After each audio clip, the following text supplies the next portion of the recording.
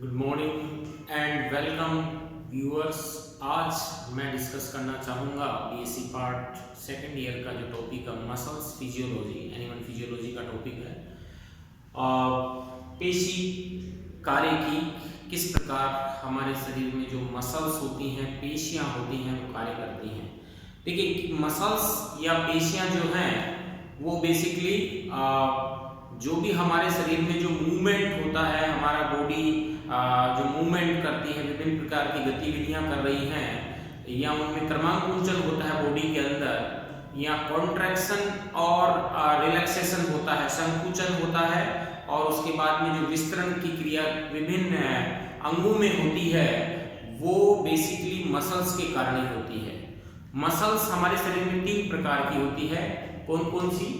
एक है skeletal muscles, जो सबसे ज्यादा मात्रा में पाई जाती है, जिसको हम कंकाली पेशी भी कहते हैं, जिसको हम रेखिक पेशी यानी स्ट्रेटेड मसल्स भी कहते हैं।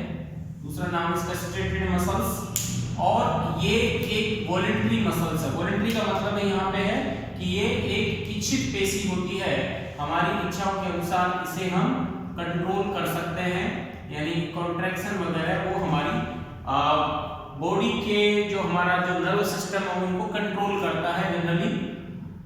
स्ट्रेटेड का मतलब है यहाँ पे रेखित होता है। रेखित का मतलब यहाँ पे है कि इस मसल्स में क्या पाई जाती हैं, रेखाएं पाई जाती हैं, इस प्रकार के बैंड पाए जाते हैं, जिनको हम डार्क लाइन और या लाइट लाइन के नाम से जानते हैं, डार्क बैंड और लाइट बैंड, क्योंकि उसमें इस प्रकार से आपको अलग अलग क्षेत्र दिखाई देते हैं मसल्स में, इसलिए इनको रेखित पेशी भी कहते हैं। चूंकि ये हमारे स्केलेटन से जुड़ी हुई होती हैं, इसलिए इनको हम स्केलेटल मसल्स कहते हैं, कंकाली पेशियां कहते हैं। ये हमारी बॉडी में सबसे ज्यादा पाई जाती है। दूसरी मसल्स होती है नॉन स्केलेटल मसल्स, या फिर स्मूथ मसल्स, चिकनी पेशियां या अरेखित पेशियां। और ये पेशियां, चिकनी पेशियां होती हैं, ये हमेशा इनवॉलंटरी होती हैं, अनैच्छिक होती हैं, यानी इन पे हम अपने इच्छा से हम इनको संकुचित नहीं कर सकते। ये बॉडी का जो इंटरनल मैकेनिज्म होता है उसके आधार पे अपने आप स्वयं ऑटोनॉमिक होती हैं। ऑटोनॉमिक जो नर्व सिस्टम है वो इनको कंट्रोल करता है। जैसे हमारे पेट की पेशियां हैं, हमारे गॉल ब्लैडर में जो मसल्स हैं, यूरिनरी ब्लैडर होता है उसकी मसल्स हैं, जो हम यूटेराइन मसल्स हैं यानी गर्भाशय की पेशियां हैं, यानी हमारे शरीर में जो वाइटल ऑर्गन है जनरली उनकी जो मसल्स होती हैं वो चिकनी पेशियां होती हैं। और चिकनी पेशियों में इस प्रकार से बेसिकली वो तिर्यक होती हैं, किनारे ऊपर में बैंड नहीं पाए जाते, न्यूक्लियस होता है। जो एक सेल्स होती है मसल सेल्स, उस मसल सेल्स में केंद्रक, माइटोकॉन्ड्रिया, एंडोप्लाज्मिक रेटिकुलम सभी पाए जाते हैं। जो एंडोप्लाज्मिक रेटिकुलम होती है उसको सार्कोप्लाज्मिक रेटिकुलम कहते हैं, इसकी जो झिल्ली होती है उसको सार्कोलीमा कहते हैं। और इसके अलावा इसमें जो विभिन्न प्रकार के और सेल ऑर्गेनल्स हैं वो भी पाए जाते हैं। एक तीसरी जो इंपॉर्टेंट मसल्स और होती है उसको हम कार्डियक मसल्स कहते हैं। ये भी एक इनवॉलंटरी मसल्स है, हृदय पेशियां जो कि हार्ट में पाई जाती हैं, हृदय की जो वाल होती है वो बनाती हैं। और इस मसल्स की स्ट्रक्चर ये होती है इस प्रकार से, इसके अंदर जो है ये स्ट्रेटेड तो होती है, यानी इसमें भी डार्क बैंड और लाइट बैंड तो पाए जाते हैं, लेकिन ये अंतर्ग्रथित होती है, इंटरकैलेटेड होती है, आपस में जो पेशियां वो जुड़ी हुई होती हैं। तो ये इस प्रकार से इनको हम कार्डियक मसल्स कह सकते हैं, ऑब्लिक मसल्स भी कहते हैं, तिर्यक पेशियां जिसको है वो भी इनको बोलते हैं। तो ये तीन प्रकार की पेशियां हैं, ये है स्केलेटल मसल्स, ये है स्मूथ मसल्स और ये है कार्डियक मसल्स। एक जो मसल्स होती है बेसिकली हम कार्डियक मसल्स को देखें तो जैसे ये हमारे हाथ और पैरों में पाई जाने वाली मसल्स होती हैं, जिनको हम बाइसेप्स ट्राइसेप्स कहते हैं। ये वाली बाइसेप्स ट्राइसेप्स यहाँ जो हाथ में होती हैं, पिंडलियों में होती हैं, जो हमारे फीमर के से जुड़ी हुई होती हैं, पैरों में वो भी मसल्स होती हैं। तो ये कार्डियक जो मसल्स हैं, एक मसल्स जो है वो एक कनेक्टिव टिश्यू से जुड़ी रहती है, एक मसल्स का जो बंडल है पूरा उसको हम कहते हैं पेरीमाइशियम, यानी ये पूरा जो है एक बंडल है ये कनेक्टिव टिश्यू है उससे घिरा हुआ होता है, जिसके अंदर लंबी लंबी मसल्स फेसिकुली पाई जाती हैं। यानी फेसिकुली का मतलब इस प्रकार के एक इलोंगेटेड बंडल्स होते हैं मसल्स के, उनको फेसिकुली कहते हैं मसल्स। और एक ये जो फेसिकुली है ये कवर्ड होता है पेरीमाइशियम से, सॉरी ये जो होता है ऊपर वाला वो कहलाता है एपीमाइशियम और ये होता है पेरीमाइशियम। इसके बाद में एक जो मसल्स फेसिकुली होता है उसमें बहुत सारे मसल्स फाइबर होते हैं जिनको मायोफाइब्रिल कहते हैं। ये प्रत्येक मायोफाइब्रिल एंडोमाइशियम से ये कवर्ड होता है, इसकी जो झिल्ली होती है उसको हम कहते हैं एंडोमाइशियम। तो कहने का मतलब 3 प्रकार की मेम्ब्रेन है, झिल्लियां हैं, वो एक मसल्स फाइबर को ढकी रहती हैं। सबसे जो बाहरी है एपीमाइशियम, फिर पेरीमाइशियम और फिर एंडोमाइशियम। इस मायोफाइब्रिल जो होता है इसके अंदर जो एक तंतु होता है वो इस प्रकार से मायोफाइब्रिल होता है, और उसमें हम बाहर से देखें तो उसमें बैंड और इंटरबैंड्स होते हैं। इसके अंदर एक एक फाइबर्स और होता है, और इसमें माइटोकॉन्ड्रिया है जो है अंतःप्रदेही जाली का है, एंडोप्लाज्मिक रेटिकुलम जिसको सार्कोप्लाज्मिक रेटिकुलम कहते हैं, न्यूक्लियस है, वो सब इस एक सेल में पाए जाते हैं जिसको जो सार्कोप्लाज्मा मेम्ब्रेन से ढकी हुई होती है। इसके अंदर जो मायोफाइब्रिल्स हैं या फाइबर है, मसल्स फाइबर जिसको कहेंगे, उसको यदि हम देखें तो वो हमें ऐसा दिखाई देता है। उसमें 2 रीजन पाए जाते हैं, एक डार्क रीजन जिसको हम ए बैंड कहते हैं, और एक होता है लाइट रीजन जिसको हम आई बैंड कहते हैं या आई रीजन कहते हैं। तो वो कौन कौन सा है वो हम इसमें स्टडी करते हैं, देखते हैं उसके स्ट्रक्चर। मसल्स जो ये स्ट्रक्चर हम देख रहे हैं इसको यदि हम एलोंगेटेड करें यहाँ पे तो इसमें हमें इस प्रकार से 2 बैंड्स हमको नजर आते हैं। ये मसल्स की जो है सार्कोप्लाज्मा होगी, और इसके अंदर हमें इस प्रकार से एक डार्क बैंड्स है वो नजर आएगा, और डार्क बैंड को हम देखेंगे तो इसके दो रीजन होते हैं बेसिकली इस प्रकार से। फिर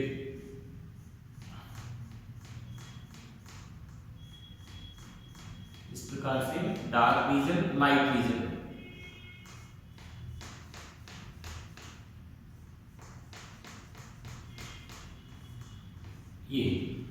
ये बैंड जो है इसको हम बोलते हैं ए बैंड, और ये जो इसके पास में जो बैंड होता है इसको बोलते हैं आई बैंड।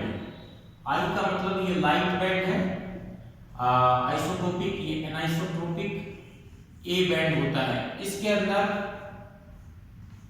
बेसिकली ये डार्क इसलिए होता है कि इसके अंदर मायोसिन प्रोटीन की अधिकता होती है, और ये आई बैंड के अंदर यहाँ पे एक मेम्ब्रेन होती है, और इसके अंदर ये जो डार्क हल्का जोन होता है इसको हम एच जोन कहते हैं, और ये जेड लाइन कहलाती है यहाँ पे आई बैंड के अंदर, इसको क्रूज लाइन भी कहते हैं, जेड लाइन। तो 2 जेड लाइन के बीच का जो क्षेत्र होता है वो एक मसल्स की फंक्शनल यूनिट होती है जिसको हम सार्कोमियर कहते हैं। This is known as sarcomere, ये कहलाती है, यानी हाफ आई और इधर का हाफ आई और एक पूरा आई 2 और ये I/2, यानी एक आधा आई का हिस्सा और आधा दूसरे आई का हिस्सा और एक ए बैंड जो है कंप्लीट, ये मिलकर के एक सार्कोमियर बनाते हैं, जो एक मसल्स फाइबर की जो स्केलेटल मसल्स है उसकी यूनिट होती है। कार्डियक मसल्स की भी ये यूनिट है। इसके अंदर ये जो डार्क बैंड हमें दिख रहे हैं इसमें 2 प्रकार की पेस्ट वो पाई जाती है, प्रोटीन पाई जाती हैं। जो डार्क प्रोटीन होती हैं उन प्रोटीन का नाम है इस प्रकार से, वो होती हैं मायोसिन प्रोटीन, मायोसिन का फिलामेंट होता है। और जो हल्की प्रोटीन होती हैं वो होती हैं एक्टिन फिलामेंट, इसमें एक्टिन फिलामेंट होते हैं और बीच में यहाँ पे मायोसिन फिलामेंट होते हैं। तो एक्टिन और मायोसिन है वो एक दूसरे के सापेक्ष है वो जुड़े रहते हैं। मायोसिन फिलामेंटम एक्टिन के ऊपर स्लाइड करते हैं, यानी जब ये कॉन्ट्रैक्शन और रिलैक्सेशन की क्रिया होती है तो जो सार्कोमियर का जो ए जोन है उसकी लंबाई चौड़ाई में कोई फर्क नहीं होता। जो जेड लाइन के बीच का रीजन है वो संकुचित हो जाता है, आई बैंड है वो कॉन्ट्रैक्ट होता है यहाँ पर, राइट। और ए जो रीजन है वो वैसा का वैसा हो रहता है। तो ये एक स्ट्रक्चर है वो एक सार्कोमियर की होती है, जिसके अंदर जैसे मैंने कहा कि दो प्रकार की मसल्स फाइबर पाई जाती हैं। एक जो होती है वो आई बैंड कहलाती है, आई बैंड के अंदर एक्टिन फिलामेंट की अधिकता होती है, ए बैंड के अंदर मायोसिन फिलामेंट की अधिकता होती है, हालांकि इसमें एक्टिन भी होता है। इसके बीच का रीजन एच जोन कहलाता है, ये थोड़ा क्लियर जोन होता है। इसके अंदर भी काल्पनिक रेखा होती है, मतलब एक लाइन होती है, मेम्ब्रेन होती है जिसको एम लाइन कहते हैं। एच रीजन के अंदर एक जो लाइन होती है उसको क्या कहते हैं, एम लाइन कहते हैं। तो ये जो स्ट्रक्चर है ये एक मसल्स की स्ट्रक्चर होती है। इसमें जो कॉन्ट्रैक्शन और रिलैक्सेशन की क्रिया होती है वो तंत्रिका तंतु जो हमारा नर्व जो सिस्टम है वहां से जो न्यूरॉन्स जा रहे हैं वो बेसिकली क्या करते हैं, इंडक्शन जब देते हैं मसल्स फाइबर को, तो मसल्स में पाए जाने वाली जो सार्कोप्लाज्मिक रेटिकुलम है वो सार्कोप्लाज्मिक रेटिकुलम के टी ट्यूबुल्स के द्वारा कैल्शियम आयन का विमोचन होता है, या कह सकते हैं निष्कासन होता है। कैल्शियम आयन जैसे ही रिलीज होते हैं मसल्स फाइबर को आदेश मिलता है और मसल्स वो कॉन्ट्रैक्ट हो जाती है, और फिर वापस कैल्शियम आयन की सांद्रता जैसे ही वो सार्कोप्लाज्मिक रेटिकुलम में वापस जाते हैं वो वापस से रिलैक्स होती है। तो ये जो क्रिया होती है कॉन्ट्रैक्शन और रिलैक्सेशन की क्रिया वो प्रत्येक सार्कोमियर के अंदर होती है, और ये जो सार्कोमियर मिलकर के एक मसल्स बंडल बनाते हैं मायोटोम्स, फिर वो मसल्स फेसिकुली होती हैं और वो मिलकर के एक बड़े बंडल में जुड़ी रहती हैं जिसको कि एपिमाइसियम द्वारा ढका रहता है। तो ये था हमारी मसल्स के स्ट्रक्चर के बारे में। नेक्स्ट वीडियो में हम बात करते हैं किस प्रकार इसकी मॉलिक्यूलर मैकेनिज्म होती है, किस प्रकार से मायोसिन के जो थिक फिलामेंट होते हैं वो एक्टिन जो प्रोटीन होती है उसके जो थिन फिलामेंट होते हैं, थिन का मतलब पतला फिलामेंट होता है, उसके ऊपर स्लाइडिंग करते हैं। इसके अलावा भी इसमें अन्य प्रकार की ट्रोपोनिन ट्रोपोमाइसिन जो प्रोटीन है वो भी पाई जाती हैं जो कि इस कॉन्ट्रैक्शन की प्रक्रिया में हेल्प करती हैं। वो पढ़ेंगे हम इसके जस्ट बाद लेक्चर में। तो तब तक के लिए थैंक यू वेरी मच।